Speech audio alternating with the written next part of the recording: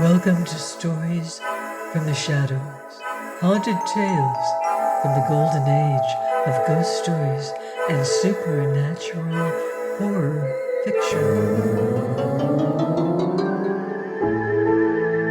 I'm Mardell, reading Sweeney Todd, Chapter 8.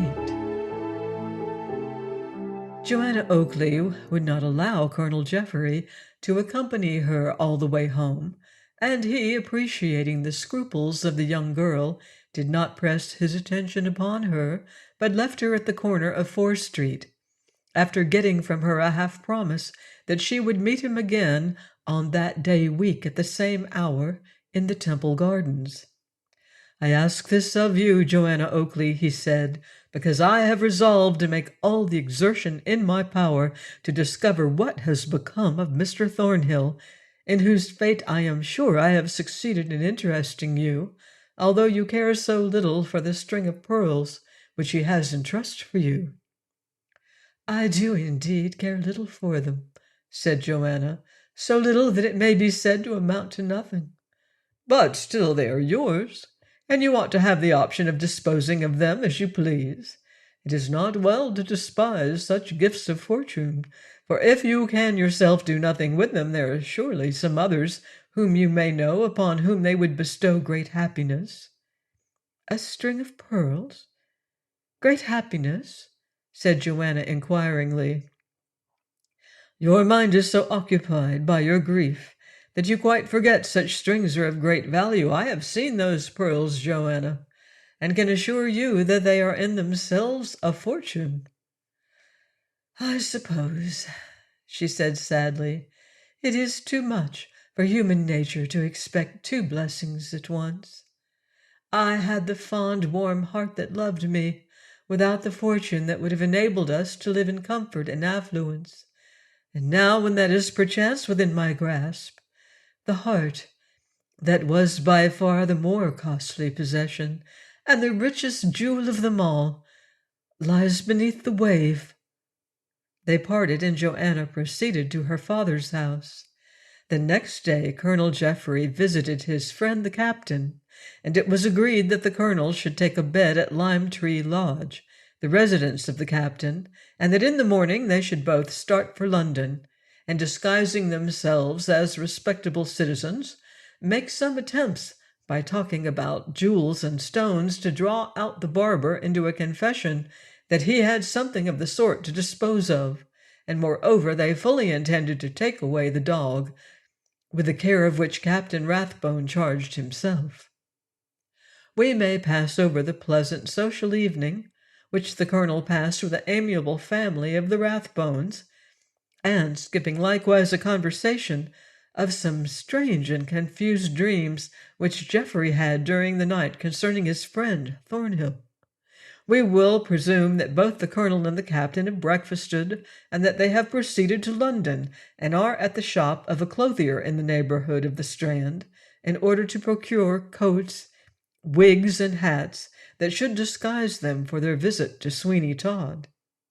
They walked towards Fleet Street, and soon arrived opposite the little shop, within which there appeared to be so much mystery. "The dog, you perceive, is not here," said the colonel. "I had my suspicions, however, when I passed with Joanna Oakley, that something was amiss with him, and I have no doubt but that that rascally barber has fairly compassed his destruction." "If the barber be innocent," said Captain Rathbone, "you must admit that it would be one of the most confoundedly annoying things in the world to have a dog continually at his door, assuming such an aspect of accusation, and in that case I can scarcely wonder at his putting the creature out of the way." "No, presuming upon his innocence, certainly, but we will say nothing about all that, and remember we must come in as perfect strangers, knowing nothing of the affair of the dog, and presuming nothing about the disappearance of anyone in this locality." "Agreed. Come on. If he should see us through the window, hanging about at all or hesitating, his suspicions will be at once awakened, and we shall do no good." They both entered the shop, and found Sweeney Todd wearing an extraordinarily singular appearance, for there was a black patch over one of his eyes, which was kept in its place by a green ribbon that went around his head, so that he looked more fierce and diabolical than ever. And having shaved off a small whisker that he used to wear, his countenance, although to the full as hideous as ever, certainly had a different character of ugliness as to that which had before characterized it, and attracted the attention of the colonel. That gentleman would hardly have known him anywhere but in his own shop, and when we come to consider Sweeney Todd's adventures of the preceding evening, we shall not feel surprised that he saw the necessity of endeavoring to make as much change in his appearance as possible, for fear he should come across any of the parties who had chased him, and who, for all he knew to the contrary, might quite unsuspectingly drop in to be shaved in the course of the morning, perhaps to retail at that acknowledged mart, for all sorts of gossip, a barber shop, some of the very incidents which he had so well qualified himself to relate. "Shaved and dressed, gentlemen," said Sweeney Todd as his customers made their appearance. "Shaved only," said Captain Rathbone, who had agreed to be principal spokesman in case Sweeney Todd should have any remembrance of the colonel's voice, and so suspect him. "Pray be seated," said Sweeney Todd to Colonel Jeffery.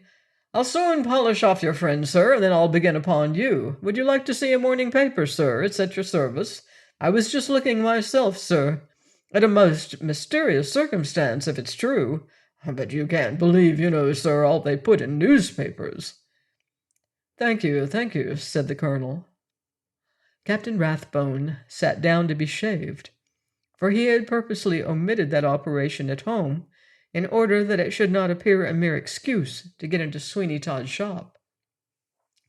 "Why, sir," continued Sweeney Todd, "as I was saying, it's a most remarkable circumstance." "Indeed?" "Yes, sir, an old gentleman of the name of Fiddler had been to receive a sum of money at the west end of town, and has never been heard of since. That was yesterday, sir. Now here is a description of him in the papers today. A snuff-colored coat, and velvet smalls, black velvet I should have said, silk stockings, and silver shoe buckles, and a gold-headed cane with W.D.F. upon it, meaning William Dumpledown Fiddler. A most mysterious affair, gentlemen." A sort of groan came from the corner of the shop, and on the impulse of the moment Colonel Jeffery sprang to his feet, exclaiming, "What's that? What's that?" "Oh, it's only my apprentice, Tobias Ragg. He's got a pain in his stomach from eating too many of Lovett's pork pies." "Ain't that it, Tobias, my bud?" "Yes, sir," said Tobias with another groan. "Oh, indeed," said the colonel. "It ought to make him more careful for the future." "It is to be hoped it will, sir. Tobias, do you hear what the gentleman says? It ought to make you more careful in future. I'm too indulgent to you, that's the fact. Now, sir, I believe you're as clean-shaved as ever you were in your life." "Why, yes," said Captain Rathbone. "I think that will do very well. And now, Mr. Green," addressing the colonel by that assumed name, "now, Mr. Green, be quick, or we shall be too late for the Duke, and lose the sale of some of our jewels." "We shall indeed," said the colonel, "if we don't mind. We sat too long over our breakfast at the inn, and his grace is too rich and too good a customer to lose. He don't mind what price he gives for things that take his fancy, or the fancy of his duchess." "Jewel merchants, gentlemen, I presume," said Sweeney Todd. "Yes, we've been in that line for some time, and by one of us trading in one direction and one in another, we manage extremely well, because we exchange what suits our different customers, and keep up two distinct connections." "A very good plan," said Sweeney Todd. "I'll be as quick as I can with you, sir. Dealing in jewels is better than shaving." "I dare say it is." "Of course it is, sir. Here have I been shaving for some years in this shop, and not done much good. That is to say, when I talk of not having done much good, I admit I have made enough to retire upon quietly and comfortably, and I mean to do so very shortly. Now there you are, sir, shaved with celerity you seldom meet with, and as clean as possible, for the small charge of 1 penny. Thank you, gentlemen. There's your change. Good morning." They had no resource but to leave the shop. And when they had gone, Sweeney Todd, as he stropped the razor he'd been using upon his hand, gave a most diabolical grin, muttering, "Clever! Very ingenious, but it won't do. Oh dear, no, not at all. I'm not so easily taken in. Diamond merchants. No objection, of course, to deal in pearls. A good jest that, truly. A capital jest. If I had been accustomed to be so easily defeated, I had not now been here a living man." Please join me next time for the further adventures of Sweeney Todd here on Stories from the Shadows. In the meantime, I wouldn't blame you if you leave the lights on.